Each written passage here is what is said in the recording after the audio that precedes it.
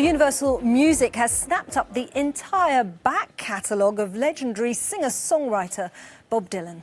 The answer, my friend, is a blowing in the wind. The answer is blowing in the wind.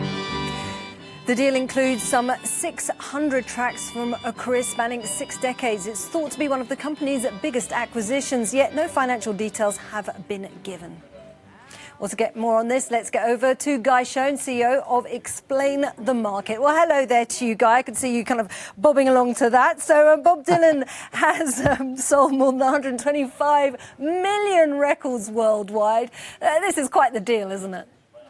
It's huge, Isabel, and I think part of this is the fact that so many millions of people for so many decades have been bobbing along to his work too. The world's biggest music company, Universal now, already home to the Beatles, Lady Gaga, Taylor Swift. Now, of course, they get the entire back catalogue of one of the most legendary songwriters of all time. And to those millions of fans over the many decades, Dylan, of course, has been much more than just a traditional songwriter. He was the first songwriter to be awarded the Nobel Prize for Literature back in 2016. So this is a catalogue valued by so many people for so many different reasons. And it's this precious art of songwriting that the boss of Universal Music suggested might be the key to the enormous value in that catalogue, potentially rumoured to be into the hundreds of millions of euros.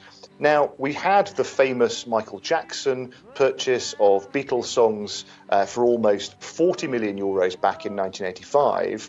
More recently, we've had deals involving Stevie Nicks and Taylor Swift that have topped the 100 million mark. But it's, if we do finally get the precise details of this Dylan deal, then it really is likely to be right up there as one of the biggest music deals of all time. Absolutely, Guy. But interestingly, Dylan does own the rights to his music. What happens to all those artists, the majority, who don't?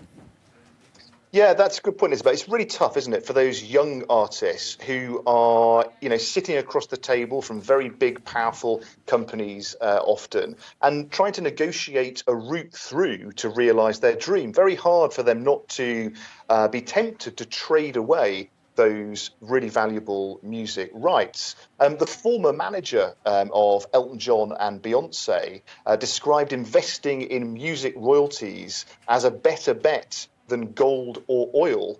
So it's really becoming more and more of a valuable commodity over the years. And more widely, music is another sector where we have seen a pandemic effect. During the height of the COVID crisis, services like Spotify saw a huge increase in the number of users. And it's created a knock-on effect for those people, those companies, those artists that do hang on, that do manage to hold on to those music rights, particularly some of those older songs. Now, after a terrible few years across the industry, when we were really relying on declining CD sales, there has been a bit of a revitalising effect going on across the music sector. There's a lot of money, frankly, floating about.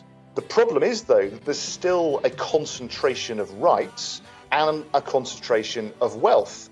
So, the internet and new technology has been great. It's created a vast range of opportunities for young new artists to be heard.